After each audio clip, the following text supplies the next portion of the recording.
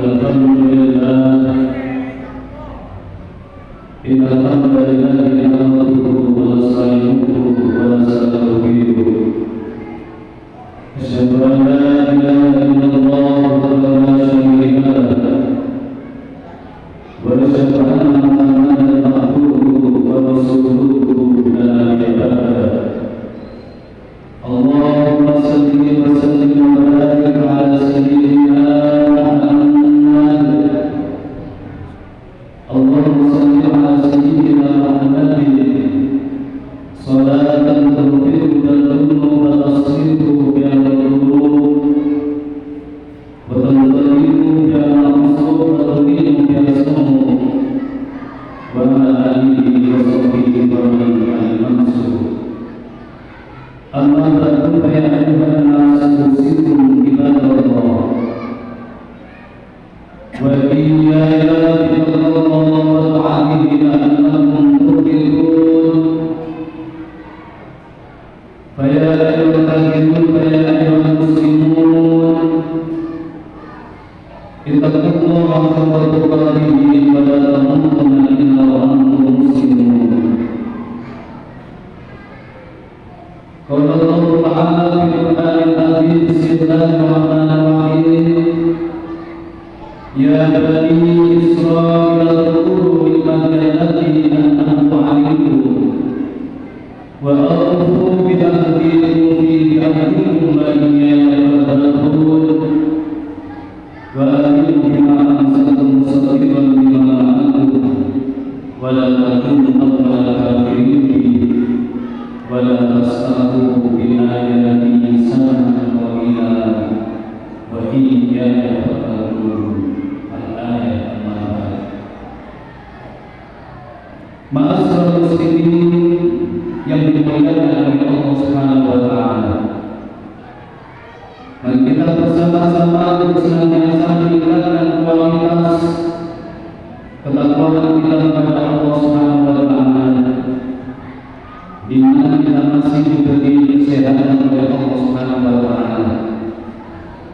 Kita masih diberi kesempatan untuk munajat dan muqarabah di hadapan Allah Subhanahu wa taala.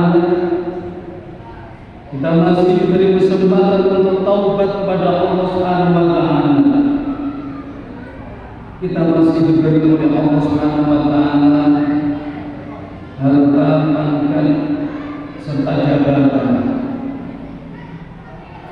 Serta kita bisa aktivitas untuk memenuhi kebutuhan kita dalam rangka kesejahteraan rumah tangga kita akan menjadi keluarga yang bahagia, sakinah, mawaddah. Tentunya mari kita bersama-sama bersyukur kepada Allah Subhanahu wa taala. Minimal kita ucapkan alhamdulillahirabbil alamin. Ucapan yang sangat mudah tapi berat kita laksanakan. Maksimal intisari awamirna wa jtinabil nawahi. Kita laksanakan segala yang diperintahkan oleh Allah Subhanahu wa taala dan kita jauhi segala yang dilarang oleh Allah Subhanahu wa taala, dan ini bukan merupakan suatu slogan tapi merupakan suatu himbauan perintah Allah Subhanahu wa taala agar kita betul-betul menjadi orang-orang yang senantiasa dicintai oleh Allah Subhanahu wa taala dengan menjalankan apa yang diperintahkan oleh Allah Subhanahu wa taala dan kita jauhi apa yang dilarang oleh Allah Subhanahu wa taala. Ma'asyiral muslimin yang dimuliakan oleh Allah Subhanahu wa taala, dalam kesempatan siang hari ini kami akan mengambil sebuah tema hidayah dan takdir. Allah Subhanahu wa taala berfirman dalam surat Al-A'raf ayat 43, "Wa ma kunna linahtadiya laula an hadana Allah." Sekiranya Allah Subhanahu wa taala tidak memberikan hidayah, sekiranya Allah Subhanahu wa taala tidak memberikan pertolongan kepada kita, maka kita tidak akan mendapatkan hidayah dan pertolongan dari Allah Subhanahu wa taala. Ini jelas yang disampaikan oleh Allah Subhanahu wa taala di dalam Al-Qur'an surat Al-A'raf ayat 43. Manusia tidak bisa berbuat apa-apa. Semuanya tidak ada hidayah dari Allah Subhanahu wa taala, dan semuanya tidak merupakan takdir dari Allah Subhanahu wa taala. Masalah muslimin yang dimuliakan oleh Allah Subhanahu wa taala, Nabi Adam alaihissalam, manusia yang pertama diciptakan oleh Allah Subhanahu wa taala agar memberikan tuntunan, agar memberikan nasihat kepada anak-anaknya, agar menjadi orang-orang yang rukun, orang-orang yang senantiasa menghargai di antara sesama manusia. Maka Nabi Adam alaihissalam tidak bisa berbuat apa-apa yang namanya Qabil dan Habil. Nabi Adam tidak bisa berbuat apa-apa, tidak bisa memberikan hidayah, tidak bisa memberikan pertolongan ketika Qabil dan Habil terjadi pertengkaran dan sebagainya, sehingga terjadi pembunuhan. Maka Nabi Adam tidak bisa berbuat apa-apa. Semuanya itu tidak lain adalah takdir dari Allah Subhanahu wa taala. Hak prerogatifnya Allah Subhanahu wa taala.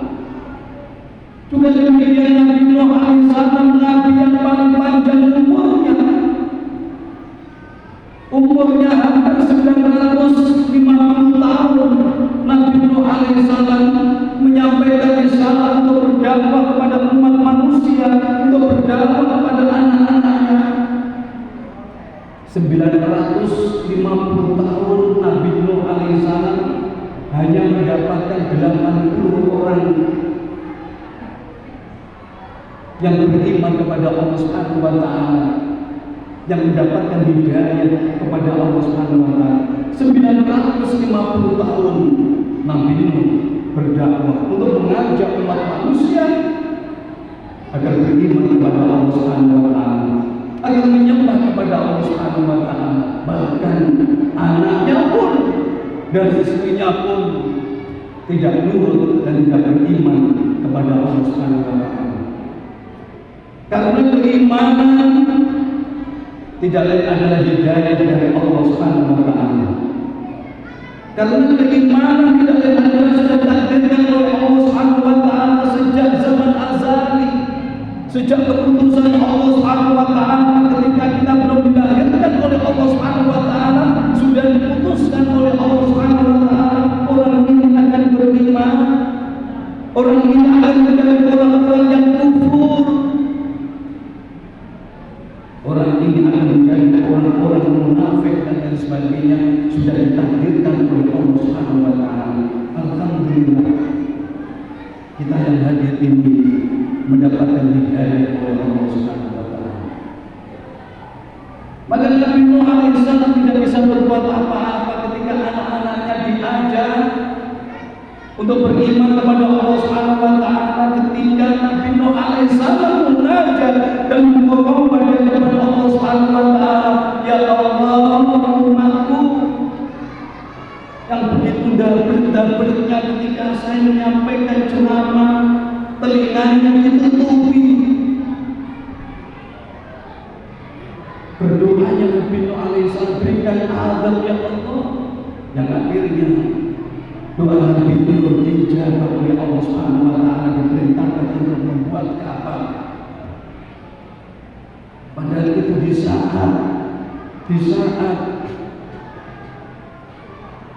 yakni musim kemarau yang sangat panjang sekali dan tidak mungkin terjadi hujan dan sebagainya. Akhirnya Nabi Nuh alaihissalam menuruti membuat kapal. Orang-orang yang senantiasa nurut kepada Nabi Nuh alaihissalam maka diselamatkan oleh Allah Subhanahu wa taala. Anaknya karena nurut, karena hidayah tidak akan datang dari Allah Subhanahu wa taala. Prerogatifnya Allah Subhanahu wa taala. Maka seluruh muslimin yang dimuliakan oleh Allah Subhanahu wa taala, juga demikian Nabi Ibrahim alaihissalam, nabi yang luar biasa beriman.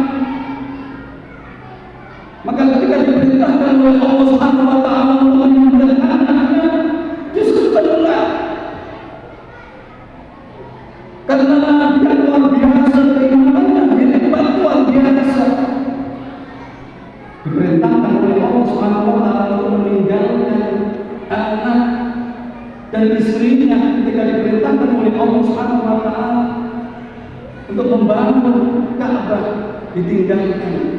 Ismail dan Hajar diperintahkan oleh Allah Subhanahu wa taala untuk ke Palestina, ditinggalkan. Mana seluruh muslimin yang dimuliakan oleh Allah Subhanahu wa taala, Nabi pun tidak bisa memberikan hidayah. Bahkan ayahnya yakni tidak beriman kepada Allah Subhanahu wa taala, Nabi tidak bisa menolong, tidak bisa memberikan hidayah kepada ayahnya. Mana seluruh muslimin yang dimuliakan oleh Allah Subhanahu wa taala, juga demikian kita Nabi Muhammad sallallahu alaihi wasallam, Nabi yang lemah lembut ucapannya, Nabi yang sabar. Ketika dicaci maki, ketika dilontari batu, ketika dilontari kritik dan sebagainya, tidak membahas. Tapi Nabi Muhammad SAW, Nabi kita pun tidak bisa memberikan hidayah. Bahkan mamanya Abu Lahab, suatu riwayat bahwasanya Nabi kita Nabi Muhammad SAW jarang membaca yang namanya surah Lahab. Ketika membaca surah Lahab, Nabi Muhammad SAW selalu meneteskan air mata pamannya. Yang begitu Nabi Muhammad SAW, Nabi yang dicintai oleh Allah Subhanahu wa taala, tidak bisa memberikan pertolongan kepada pamannya Abu Lahab. Bahkan sahabat-sahabatnya ketika membaca surat Lahab tidak mampu dan tidak berani di depan baginda Nabi Muhammad SAW. Maka tidak lain adalah hidayah dan takdir, tidak lain adalah kuasa Allah Subhanahu wa taala, hak prerogatifnya Allah Subhanahu wa taala.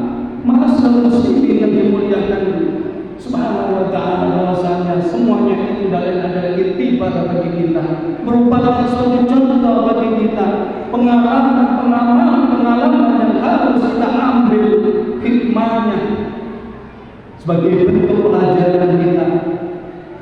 Maka kita juga tidak bisa berbuat apa-apa. Manusia muslimin yang dimuliakan oleh Allah Subhanahu wa taala, kita tahu bahwasanya sholat berjamaah di masjid, sholat berjamaah di mushola diterima oleh Allah Subhanahu wa taala, bahkan pasti diterima oleh Allah Subhanahu wa taala.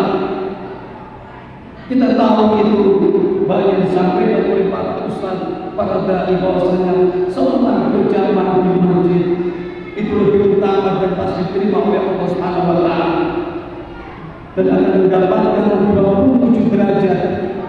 Kita tahu itu untuk mendapatkan satu derajat, satu tingkatan derajat itu membutuhkan waktu yang sangat lama, membutuhkan waktu ribuan tahun lamanya. Agar kita tahu, maka ketika kita sholat berjamaah di masjid, ketika imamnya tidak khusyuk tapi jamaahnya khusyuk, maka sholatnya diterima oleh Allah Subhanahu wa taala. Imamnya khusyuk, jamaahnya tidak khusyuk, tetap diterima oleh Allah Subhanahu wa taala. Imamnya tidak khusyuk, jamaahnya tidak khusyuk, lagi barisannya suhufakum bainal asyiata suhufi utama sholat. Maka ketika sholat-sholatnya yang ada di depan dan rapat dan sebagainya sebagai bentuk kesempurnaan sholat, maka ketika imam tidak khusyuk, jamaahnya tidak khusyuk, maka sholat kita tidak diterima oleh Allah Subhanahu wa taala dan mendapatkan 27 derajat daripada kita sholat di rumah sendirian. Kita tahu itu. Tapi apabila kita tidak mendapatkan hidayah dari Allah Subhanahu wa taala, tidak mendapatkan rahmat dan ditakdirkan oleh Allah Subhanahu wa taala, walaupun rumah kita dengan masjid mungkin hanya satu langkah, mungkin hanya 5 langkah kita melangkah ke masjid. Tapi kalau kita mendapatkan hidayah dari Allah Subhanahu wa taala, tidak ditakdirkan oleh Allah Subhanahu wa taala, berdoa saja kita untuk melakukan sholat berjamaah di masjid.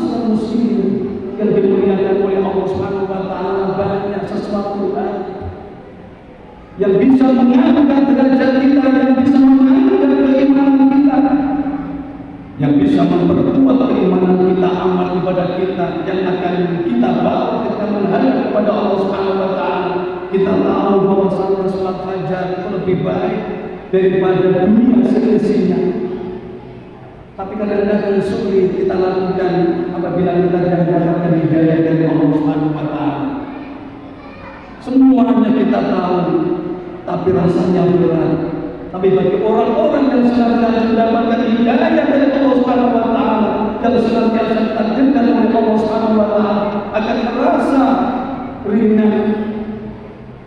Kita tahu bahwasanya sholat witir itu adalah lebih baik daripada sholat fajar.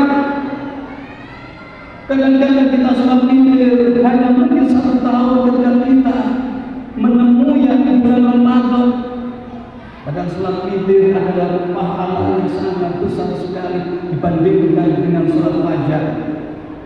Sholat fajar itu lebih baik daripada dunia seisinya, tapi sholat witir lebih baik, melebihi daripada pahala sholat fajar. Kita tahu itu. Tapi kalau kita tidak mendapatkan hidayah dari Allah Subhanahu wa Ta'ala, ketika kita tidak mendapatkan ditakdirkan oleh Allah Subhanahu wa Ta'ala, kita rasanya berat. Ma'asyiral muslimin yang dimuliakan oleh Allah Subhanahu wa Ta'ala, kita tahu bahwasanya kehidupan yang ada di dunia ini sementara. Lebih lama kehidupan kita yang ada di akhirat, lebih lama kehidupan kita yang ada di alam barzakh. Kehidupan yang ada di alam barzakh mulai Nabi Adam alaihissalam sampai sekarang masih belum dibangkitkan oleh Allah Subhanahu wa Ta'ala. Berapa ribu tahun lamanya kita tahu itu. Sebagai bentuk agar kita diselamatkan oleh Allah Subhanahu wa Ta'ala.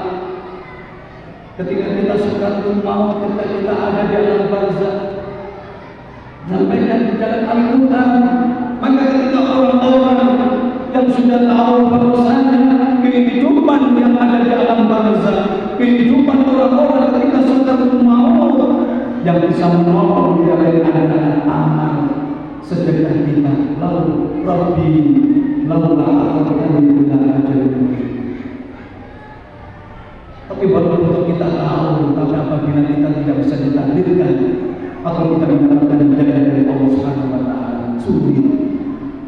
Walaupun kita kaya, walaupun kita mampu untuk bersedekah, untuk memberikan makan kepada anak-anak yatim ketika mereka membutuhkan pembangunan, membutuhkan perbaikan dan sebagainya. Tapi kalau kita tidak mendapatkan hidayah dari Allah Subhanahu wa Ta'ala, bagaimana agar kita tetap mendapatkan hidayah dari Allah Subhanahu wa Ta'ala? Kita tidak bisa menjamin. Tidak ada orang yang bisa menjamin ketika dipanggil oleh Allah Subhanahu wa Ta'ala bisa membaca la ilaha illallah Muhammadur Rasulullah. Maka ketika kita dipanggil oleh Allah Subhanahu wa Ta'ala dalam sakaratul maut bisa membaca la ilaha illallah, maka dakhala jannah. Siapa yang bisa menjamin? Dan ada yang bisa menjamin agar kita tetap mendapatkan hidayah dari Allah Subhanahu wa Ta'ala. Yang pertama, tidak lain adalah kita senantiasa berdoa kepada Allah Subhanahu wa Ta'ala agar dikuatkan keimanan kita. Kita mohon kepada Allah Subhanahu wa Ta'ala senantiasa diberikan hidayah dan rahmat Allah Subhanahu wa Ta'ala. Dan kita mohon ampunan kepada Allah Subhanahu wa Ta'ala.